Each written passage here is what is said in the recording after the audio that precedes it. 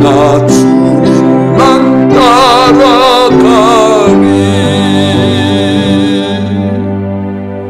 기도하시겠습니다. 거룩하신 하나님, 주님의 그 큰 은혜와 사랑을 진심으로 감사합니다. 정말 여러 가지로 어려운 환경 가운데서도 이처럼 주님을 바라보고 주님의 은혜를 느끼고 주님의 은혜를 사모할 수 있는 귀한 주의를 주신 것 진심으로 감사합니다. 여러 가지 국내적으로 어려운 이 환경 가운데 염려와 걱정이 가득한 성도들에게 하나님 아버지 주님을 믿는 믿음으로 가득 채워주셔서 믿음으로 모든 것을 감당케 하시고 믿음으로 세상을 이기고 원수마귀를 이겨서 승리하는 삶을 살아가는 성도들이 되게 하여 주시옵소서. 오늘도 이렇게 하나님 아버지 주님 앞에 하나님 말씀을 듣기를 원합니다. 성령 하나님 우리 가운데 역사해 주셔서 주의 음성을 듣게 하시고 오늘 나에게 준 그 말씀 붙잡고 믿음으로 삶을 살아가는 저희 모두가 되게 하여 주시옵소서. 주께서 우리와 함께 하심을 감사하오며 예수님 이름으로 기도드립니다. 아멘. 예, 우리 하나님 말씀 보시겠습니다. 말씀은 에레미야 애가에서 봅니다.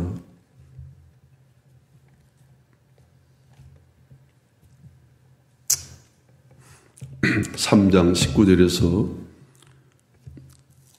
33절까지 보겠습니다.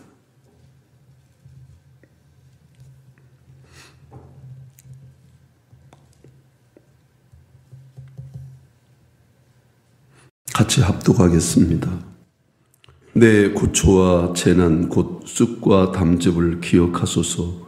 내 마음이 그것을 기억하고 내가 낙심이 되오나 이것을 내가 내 마음에 담아두었더니 그것이 오히려 나의 소망이 되어 싸움은 여호와의 인자와 긍휼이 무궁하심으로 우리가 진멸되지 아니함이니이다. 이것들이 아침마다 새로우니 주의 성실하심이 크도소이다. 내 심령에 이르기를 여호와는 나의 기업이시니 그러므로 내가 그를 바라리라 하도다. 기다리는 자들에게나 구하는 영혼들에게 여호와는 선하시도다. 사람이 여호와의 구원을 바라고 잠잠히 기다림이 좋도다. 사람이 젊었을 때 멍에를 매는 것이 좋으니 혼자 앉아서 잠잠하는 것은 주께서 그것을 그에게 메우셨음이라. 그대의 입을 땅에 티끌에 댈지어다. 혹시 소망이 있을지로다. 자기를 치는 자에게 뺨을 돌려대며 치욕으로 배불릴지어다. 이는 주께서 영원하도록 버리지 아니하실 것임이며 그가 비록 근심하게 하시나 그의 풍부한 인자하심에 따라 긍휼히 여기실 것임이라. 주께서 인생으로 고생하게 하시며 근심하게 하심은 본심이 아니시로다. 세상에 있는 모든 갇힌 자를 여기까지 하겠습니다. 33절까지인데 눈이 좀 오늘 말씀을 통해서 내가 여호와 하나님을 바라리라 그런 제목으로 함께 말씀을 나누겠습니다. 지금은 포르투갈의 수도가 되어 있지만 한때 스페인령에 속해 있던 리스본이라는 항구 도시가 있었습니다. 그 항구 도시의 해안이 끝나는 곳에 큰 바위가 하나 있었는데 이 바위에 여기가 끝입니다. 이 너머에 아무것도 없습니다라는 말이 씌어져 있었다고 합니다. 그러나 1492년에 한 사람이 이 항구에서 조그만 배에 오르면서 함께한 무리들과 함께 이렇게 외쳤습니다. 이 바위에 새겨진 글은 사실이 아닙니다. 여기가 끝이 아닙니다. 이 너머에는 위대한 희망의 세계가 있습니다. 이 사람이 누군 줄 아십니까? 그가 바로 그 유명한 탐험가 콜럼부스라는 사람이었습니다. 15세기 말에 유럽 남부는 두 차례에 걸친 커다란 지진을 겪었고 콜레라와 페스트가 휩쓸고 다녔습니다. 그래서 유럽 사람들은 깊은 절망 속에 빠져 있었습니다. 그러나 이때 절망을 거부하고 희망의 항해를 출범시킨 사람이 바로 콜룸부스였습니다. 바로 이런 그는 마침내 그 광활하고 위대한 아메리카 신대륙을 발견할 수가 있었습니다. 이것은 우리 신앙생활에도 마찬가지인 것입니다. 우리의 신앙이 절망을 만나면 모든 것이 끝인 것처럼 느껴집니다. 우리가 어느 날 절망의 골짜기에 떨어지게 되면 아무것도 보이지가 않습니다. 그토록 믿었던 사람이, 그렇게 존경했던 사람에게 절망을 느낄 때 우리는 그렇습니다. 또한 그렇게 믿었던 하나님, 그렇게 사랑했던 하나님을 믿는 성도가 참으로 이해할 수 없는 모순 같은 현실을 대하게 될 때 그렇습니다. 물론 대부분의 문제는 나에게 있고 내가 오해하였기 때문에 그렇지만 그렇습니다. 절망한 자에게는 앞이 보이지 않습니다. 좌절한 자에게는 여기가 끝이라고 생각되어집니다. 모든 것이 끝이라고 생각합니다. 그래서 갈수록 어두운 골짜기에 자신의 마음을 맡겨버립니다. 그러나 그런 절망과 좌절을 거부하고 희망을 가진 사람을, 그것이 끝이 아닌 것입니다.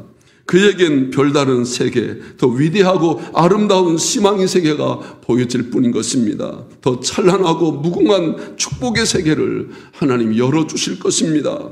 그래서 그는 더 이상 좌절하지 않고 그 희망의 세계, 희망의 고지로 올라가는 것입니다. 오늘 본문은 칠흑 같은 어둠에 휩싸여 있는, 도무지 절망할 수밖에 없는 상황 속에서 한 줄기의 빛을 붙잡고 희망을 노래하는 한 선지자 에레미야의 노래를 기록하고 있습니다. BC 587년경의 일이었습니다. 하나님의 도성인 예루살렘이 바벨론 제국의 그 말바꿈에 초토화가 되어서 당시에 남유당 시드기야는 두 눈이 뽑힌 채 적군의 손에 붙잡혀 갔으며 수많은 젊은이들은 쇠사슬에 매여서 노예처럼 이렇게 끌려갔습니다. 유대 민족은 깊은 절망에 빠져 있었습니다. 앞을 보아도 절망이고 뒤를 보아도 절망이었습니다. 세상에 하나님이 살아계시다면 이렇게 할 수가 있을까? 하나님 자신에 대해서 절망되었습니다. 에레미야가 3장 18절 말씀 보면 스스로 이르기를 나의 힘과 여호와께 대한 내 소망이 끊어졌다 하였도다라고, 모든 소망이 다 끊어졌다고 에레미야까지 이렇게 증언하고 있습니다. 그러나 이렇게 모든 소망이 다 끊어진 절망 속에서 에레미야 선지자는 한 가지를 포기하지 않고 있었습니다. 그것은 기도였습니다. 절망했지만 아직 그는 하나님을 향해서 간절한 열망으로 기도했습니다. 그런데 기도를 하다 보니까 한 줄기의 희망의 빛이 보인 것입니다. 그래서 마침내 계속 기도하는 가운데서 희망의 줄을 한 가닥을 붙잡았습니다. 19절에서 21절 오늘 본문 말씀을 보시면 내 고초와 재난 곧 쑥과 담즙을 기억하소서. 내 마음이 그것을 기억하고 내가 낙심되오나 이것을 내가 내 마음에 담아두었더니 그것이 오히려 나의 소망이 되었사오면 그랬습니다. 그는 깊은 기도를 통해서 희망의 줄을 붙잡았습니다. 그 희망의 줄이 무엇입니까? 바로 그 희망의 줄은 여호와 하나님이었습니다. 그래서 24절에서 그는 내가 그를 바라리라 이렇게 외쳤습니다. 내가 하나님을 바라리라. 그런 절망 속에서 에레미야는 여호와 하나님이 신앙의 근거였고 희망의 근거였습니다. 그렇다면 이런 절망 속에서 하나님이 에레미야에게 희망의 근거가 될 수 있었던 이유는 무엇이었습니까? 왜 에레미야가 이런 절망 속에서 여호와 하나님을 바라리라고 이렇게 외치면서 하나님 한 분을 희망의 근거로 삼았습니까? 에레미야 선지자는 그 이유를 하나님의 세 가지 속성에서 찾고 있습니다. 첫째는 하나님은 인자하심 때문이었습니다. 22절 말씀 보니까 여호와의 인자와 긍휼이 무궁하심으로 우리가 진멸되지 아니함이다 그랬습니다. 여기서 인자란 히브리어로 헤세드란 말입니다. 이 말은 아주 깊은 이 뜻이 담겨 있습니다. 저는 이 말을 언약적 사랑이라고 해석합니다. 하나님께서 저와 여러분을 일방적으로 사랑하기로 작정했다는 것입니다. 그러니까 뭐뭐 때문에 사랑하는 것이 아니라 그럼에도 불구하고 사랑한다고 하는 의미를 담고 있습니다. 다시 말하면 헤세드는 조건을 초월한 하나님의 사랑, 이해를 초월한 하나님의 자비, 바로 그것입니다. 사람들이 주고받는 사랑은 이런 사랑이 아닙니다. 조건적인 사랑입니다. 그러나 하나님의 사랑은 조건이 없는 사랑이었습니다.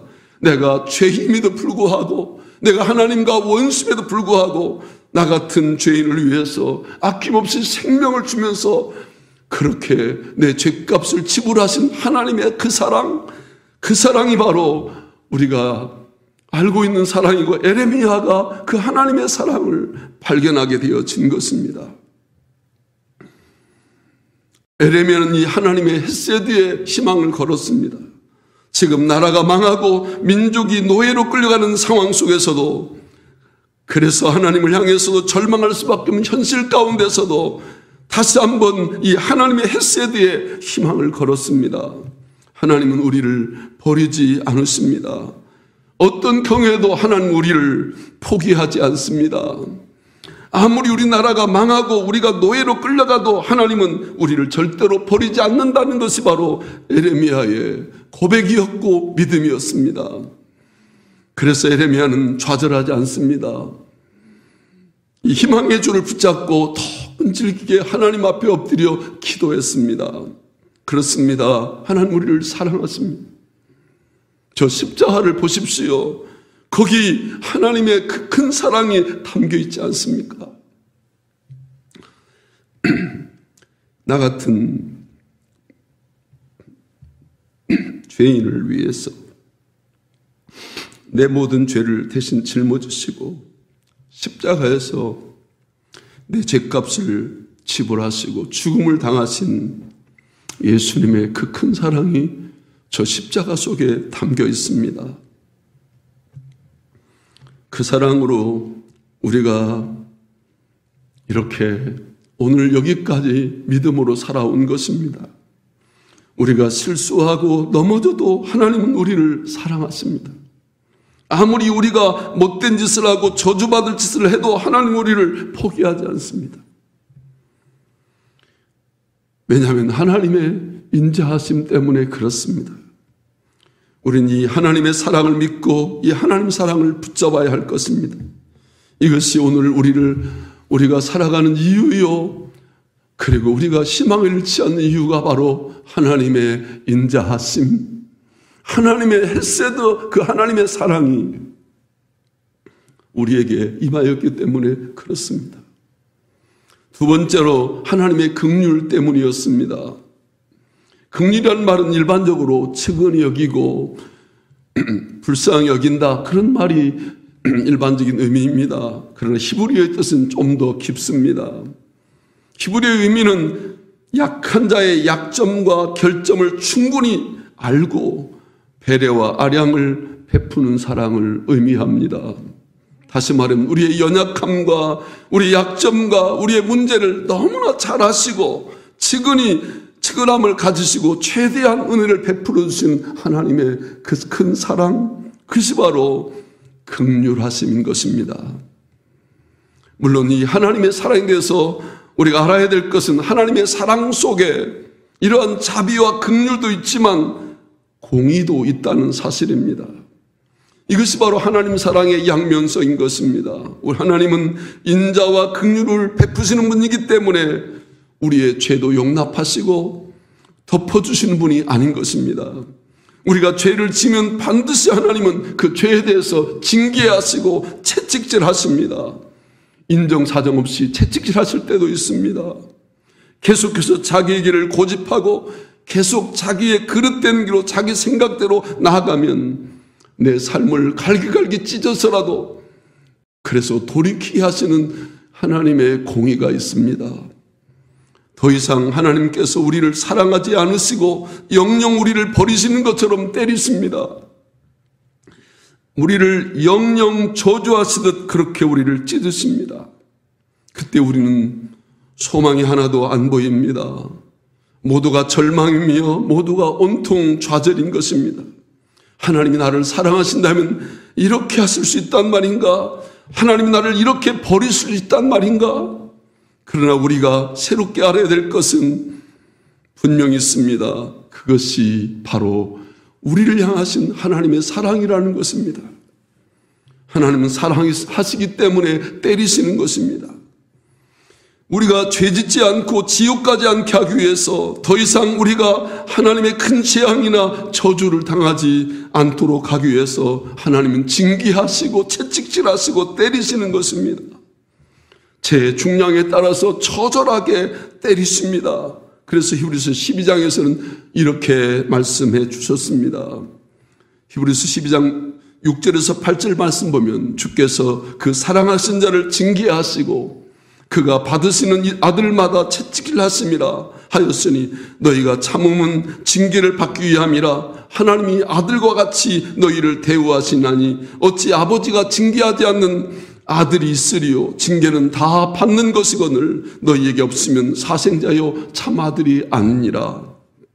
사랑하는 여러분, 지금 이스라엘 민족의 고통이 그렇고 오늘 우리 민족의 여러 가지 이런 아픔과 고통이 그렇고 두려움이 그렇습니다.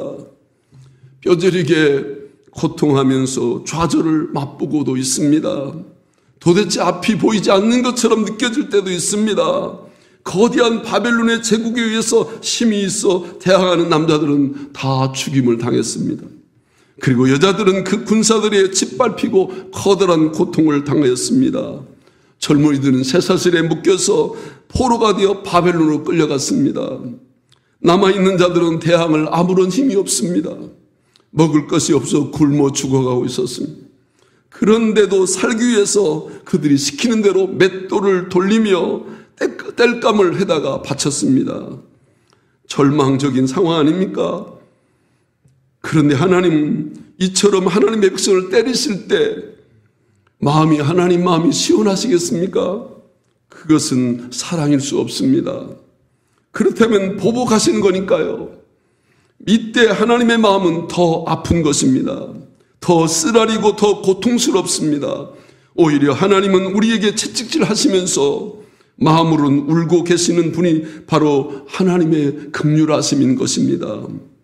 그래서 에레미야는 눈물로 호소하고 40년 동안 그렇게 이스라엘 백성을 외쳤고 이스라엘이 멸망한 그 이후에도 10여 년 동안 그는 눈물의 선지자로 늘 눈에서 눈물이 떨어지지 않는 그런 아픔과 고통을 느끼면서 민족을 향해서 외쳤고 하나님 앞에 엎드려 기도했던 에레미야의 모습을 생각해 봅니다. 에레미야의 눈물은 바로 저는 하나님의 눈물이라고 생각합니다. 손에는 채찍을 드시고 마음으로는 울고 계시는 하나님. 그런 하나님의 사랑이 오늘 저와 여러분에게 있기 때문에 하나님은 여러분을 절대 버릴 수가 없습니다. 절대로 진멸시키지 않습니다. 바로 이 쓰라리고 고통스러운 마음으로 매맞는 하나님의 자녀를 바라보면서 불쌍히 여기고 애처롭게 여기는 것, 이것이 바로 하나님의 긍휼인 것입니다. 그러므로 하나님의 긍휼이란 하나님의 또 다른 사랑의 또 다른 면이라고 말할 수 있습니다. 부모의 마음은 불쌍한 자식을 더 사랑해 주십니다. 하나님의 긍휼이 바로 그렇습니다. 에레미야는 바로 이 하나님의 긍휼하심을 알았기 때문에 그는 결코 절망하지 아니하고 하나님을 바라볼 수 있었습니다. 그리고 희망을 가졌습니다. 하나님께서 다시 일으켜 세우실 그날을 바라보면서 오늘 에레미야는 어떻게 했습니까? 하나님 앞에 엎드려서 손을 높이 들자고, 마음을 높이 들자고, 이렇게 마음과 손을 들자고 이렇게 외쳤습니다. 이 손을 든다는 것은 무엇을 의미합니까? 회개를 의미합니다.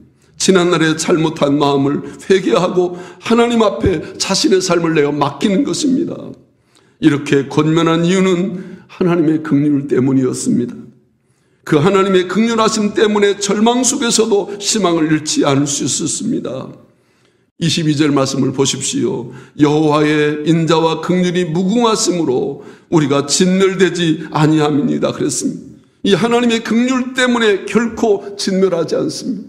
어떤 상황에서도 다시 일어나는 하나님의 그 큰 은혜, 7번 넘어져도 다시 8번째 다시 일어나는 하나님의 그 긍휼하심이 우리에게 임하기 때문에 어떤 상황 속에서도 결코 절망하지 않고 희망을 바라보면서 하나님을 의지하는 믿음을 갖게 되어지는 것입니다. 그래서 오늘 우리가 우리 자신을 돌아보고 이런 상황 속에서 내가 과연 하나님 앞에 바로 서 있는가? 내가 지금 하나님 앞에 선다면 내가 하나님 앞에 꺼리낌이 없이 주님을 맞이할 수 있을 것인가를 깊이 돌아보면서 하나님을 바라보는 저와 여러분 되시기를 예수님의 이름으로 축복합니다. 세 번째로 하나님의 성실하심 때문이었습니다. 23절 말씀 보니까 이것들이 아침마다 새로우니 주의 성실이 크도소이다 그랬습니다.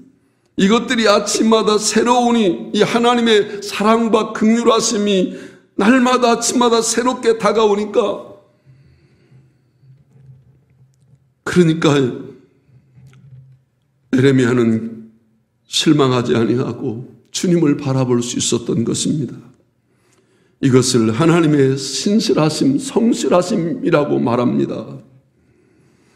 신실하다는 말은 하나님이 약속을 지키신 분이시다, 이런 말이지 않습니까? 그래서 하나님의 이름을 여호와라 이렇게 불렀습니다. 여호와라는 말 속에는 언약의 하나님이라는 의미를 담고 있습니다. 하나님은 언제나 우리를 사랑하시되 먼저 말씀하십니다. 그래서 그 말씀을 우리는 언약이라고 말합니다. 그리고 그 말씀을 성취하십니다. 그것이 바로 하나님의 역사요, 우리의 삶인 것입니다. 우리에게 하나님께서 약속하시고 그 말씀을 잘 이제 듣고 그 말씀에 순종하면 그 말씀대로 하나님의 약속이 성취되어지면서 하나님의 뜻이 이 땅에 이루어지고 하나님 나라가 회복되어지는 역사를 경험하게 되어지는 것입니다. 오늘 보면 24절 말씀 보니까 이렇게 에레미야는 고백합니다. 내 심령에 이르기를 여호와는 나의 기업이시니 그러므로 내가 그를 바라리라 하도다 그랬습니다. 이런 역경 속에서 하나님의 신실하심을 믿었던 에레미야는 이렇게 고백한 것입니다. 진정한 나의 힘은 돈이나 세상의 명예나 권력이 아니라 하나님, 그분이 나의 기업이라고, 나의 전부라고, 나의 재산이라고, 나의 능력이라고 그런 고백하면서 하나님 앞에 그 자신을 다 내어드리는 헌신과 그리고 그 믿음의 고백을 하고 있는 것을 볼 수 있습니다. 그리고 그 하나님 앞에 하나님을 더 사랑하겠다고 결단하는 시간을 갖습니다. 내가 주님을 어떻게 하면 더 사랑할 수 있을까? 내가 주님을 어떻게 하면 더 기쁘시게 할 수 있을까?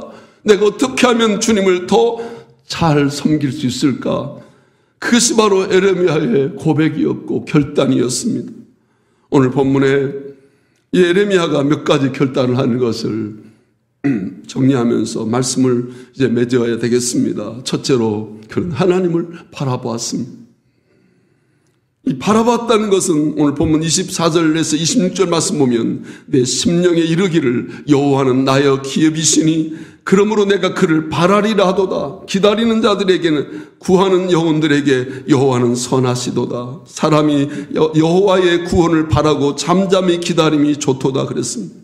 믿음은 하나님을 바라보고 기다리는 것입니다. 뭘 기다리십니까? 하나님의 신실하신 그 약속이 성취될 것을 기다리고 바라기 때문에, 그래서 믿음은 하나님을 바라보는 것이라 이렇게 정의하는 것입니다.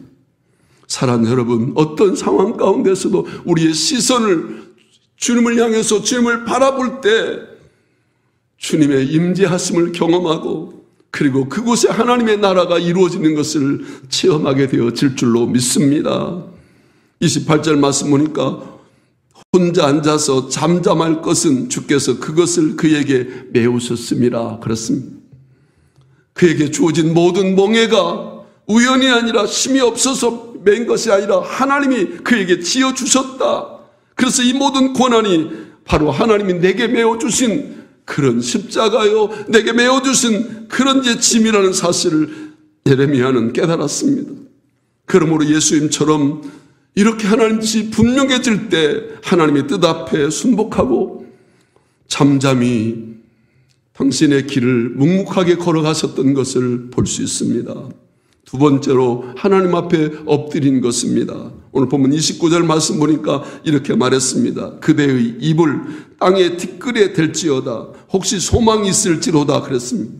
입을 땅에 티끌에 땅바닥에다 입을 댄다는 것은 무엇을 말합니까? 아주 엎드리는 것입니다. 하나님의 주권 앞에 하나님의 뜻 앞에 나를 내려놓는 것입니다. 나는 아무것도 아닙니다. 하나님이 전부이십니다.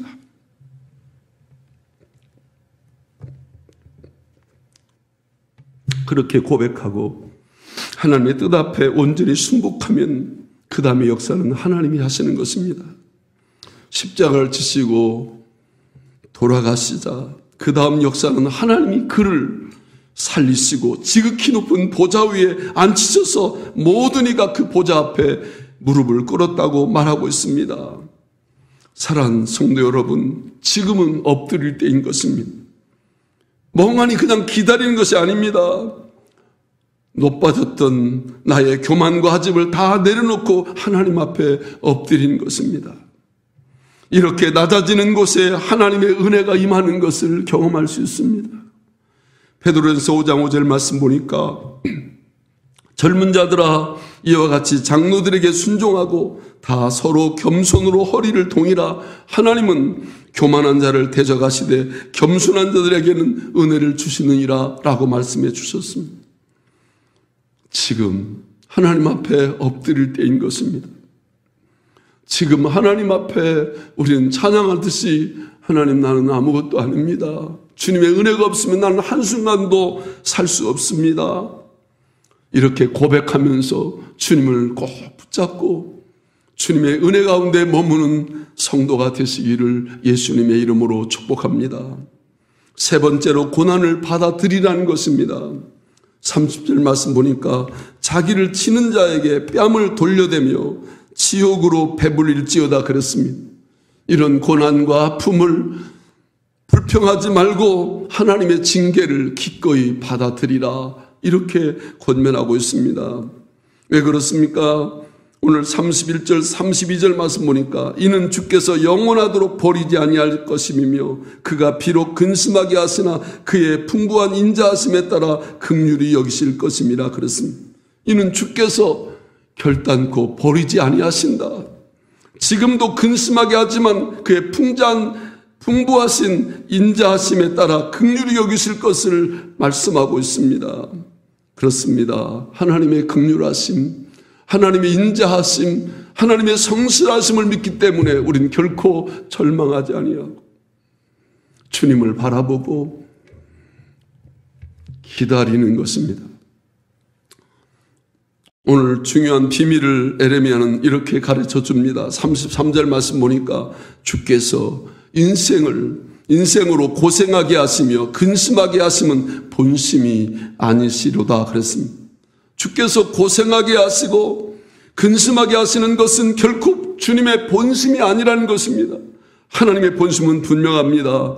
예레미야 29장 11절 말씀 보면 여호와의 말씀이니라. 너희를 향한 나의 생각을 내가 하나니 평안이요 재앙이 아니니라. 너에게 미래와 희망을 준 것이니라 그랬습니다.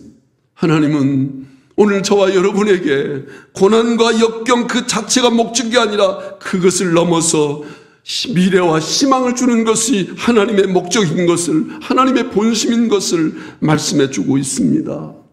그러므로 사랑하는 여러분, 하나님의 그 뜻, 하나님의 본심을 믿으시고 오늘 이 역경, 이런 여러 가지 어려움 속에서 주님을 바라보고 담대하게 주님 앞에 엎드릴 수 있는 성도가 되시기를 바랍니다. 마지막으로 이제 부르짖어 기도하는 것입니다. 예레미야 29장 12, 13절 말씀 보면 너희가 내게 부르짖으며 내게 와서 기도하면 내가 너희들의 기도를 들을 것이요 너희가 온 마음으로 나를 구하면 나를 찾을 것이요 나를 만나리라 그랬습니다. 하나님 앞에 기도하는 것. 에레미야가 이렇게 희망을 가질 수 있던 비결이 어디에 있었습니까?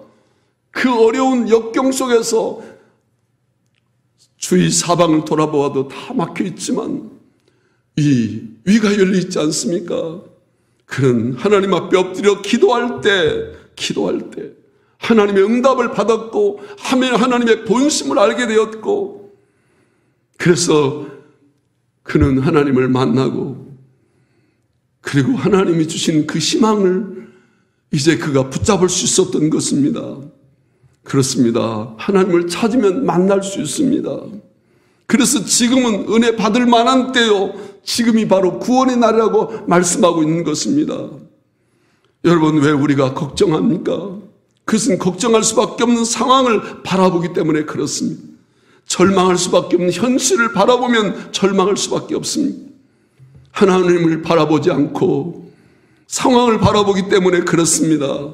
물론 사람은 얼마든지 좌절할 수밖에 없는 상황에 직면할 때가 있습니다. 그 상황에 직면하면 사람은 누구나 다 절망할 수밖에 없습니다.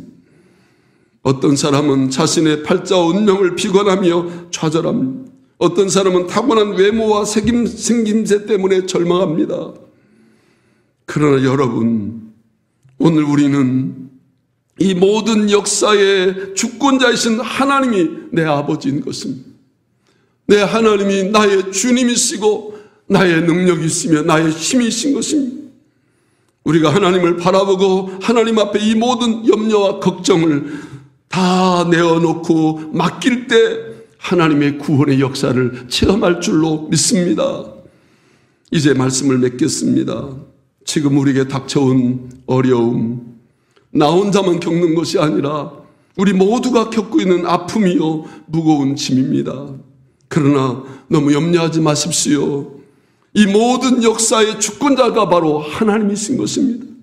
이 모든 환경을 통해서 무언가 하나님의 본심, 하나님의 뜻이 분명히 있을 것입니다. 그 하나님의 뜻을 깨닫고 하나님 앞에 나오는 성도가 되시기를 바랍니다. 그것이 무엇일까요? 에레미야는 말했습니다. 내가 여호와 하나님을 바라리라.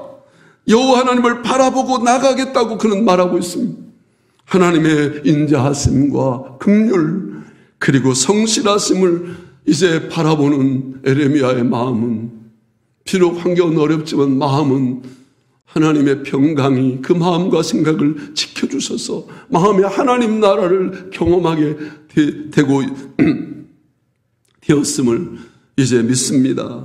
이제 그 앞에 무릎을 꿇고 지난날의 나 자신의 참모습을 발견하고 나에게 혹시라도 회개할 것이 있는가, 버릴 것이 있는가를 이런 기회를 통해서 내 자신을 돌아보고, 그리고 하나님의 은혜를 사모하면서 여호와 하나님을 바라보는 성도가 되시기를 예수님의 이름으로 축복합니다.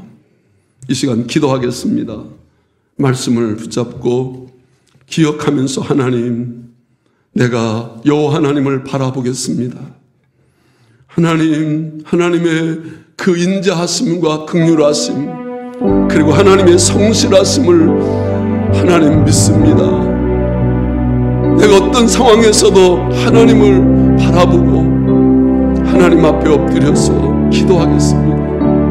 그래서 이 모든 역경이 오히려 기회가 되어지고 하나님을 체험하는 시간이 되어지고 내가 더욱 주 앞에 가까이 가는 소중한 시간이 되게 하여 주시옵소서. 우리 다 같이 한 목소리로 기도하겠습니다. 거룩하신 하나님 아버지, 감사합니다. 주의 은혜로 오늘 저희들을 사랑하셔서 이렇게 하나님 아버지 소수지만 함께 모여서 예배하고 하나님 우리가 주님을 바라보게 하신 것을 진심으로 감사합니다. 하나님, 우리가 하나님 아버지 결코 환경을 바라보고 낙심하지 않게 하시고 오직 믿음의 주요 온전케 하신 나의 주님을 바라보게 하시고 이 모든 역사의 주권자이신 하나님을 바라보고 하나님 앞에 엎드려 기도할 수 있는 저희들 되게 하여 주시옵소서. 주의 성령으로 기름 부어 주시어서 우리 모두가 다 깨닫게 하시고 변화시켜 주시고 주의 능력을 체험하는 저희 모두가 되게 하여 주시옵소서. 주께서 우리와 함께 하시니 감사합니다. 주의 은혜를 덮어 주시옵소서.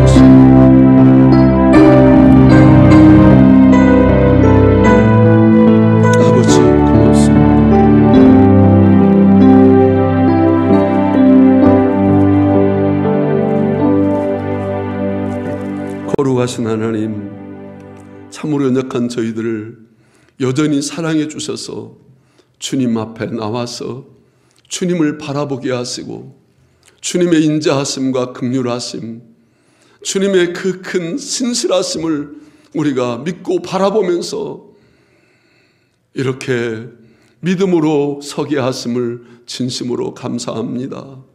하나님의 성령이여, 우리로 하여금 에레미야처럼 깨닫게 하시고 주님의 뜻을 밝히 깨달아서 우리가 주님을 바라보고 견고하게 하나님의 말씀의 반석에 설 수 있는 저희 모두가 되게 하여 주시옵소서. 예수님 이름으로 기도드립니다. 아멘. 우리 찬양 하나 더 했어야 되겠습니다.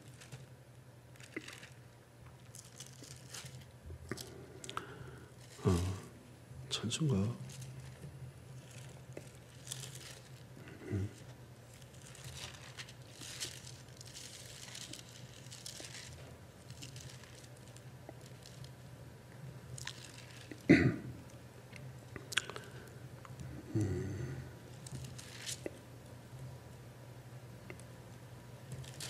예, 찬송가 382장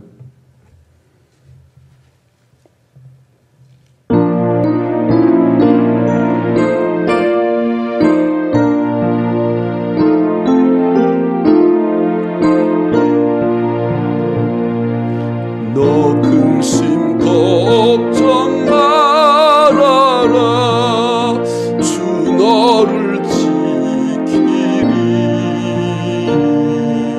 주 날개 밑에 거하라 주 너를 지키리 주 너를 지키리 아무 때나 어디서나 주 너를 지키리 늘 지켜주시리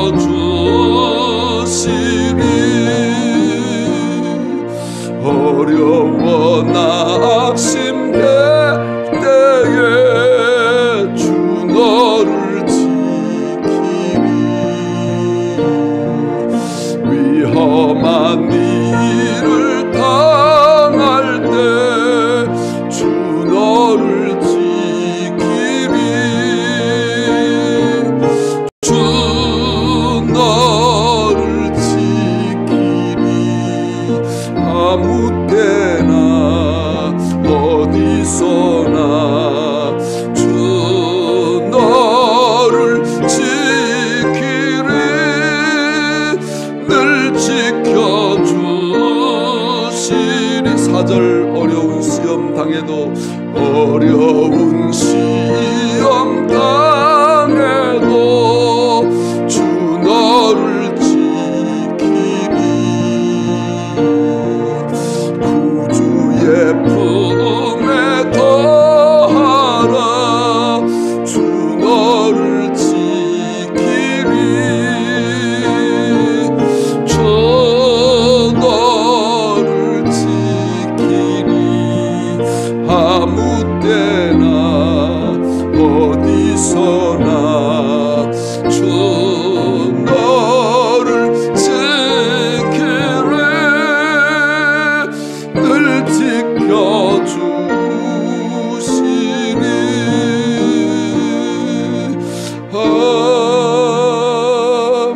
아멘. 축도하심으로 마치겠습니다. 이제는 우리 주 예수 그리스도의 은혜와 하나님 아버지의 무한하신 사랑하심과 성령님의 교통하심과 그리고 하나님의 그 큰 은혜가 오늘 예배드린 우리 모든 성도들과 또 인터넷을 통해서 예배하는 우리 모든 교우들 위에 영원토록 함께 계시기를 간절히 축원하옵나이다.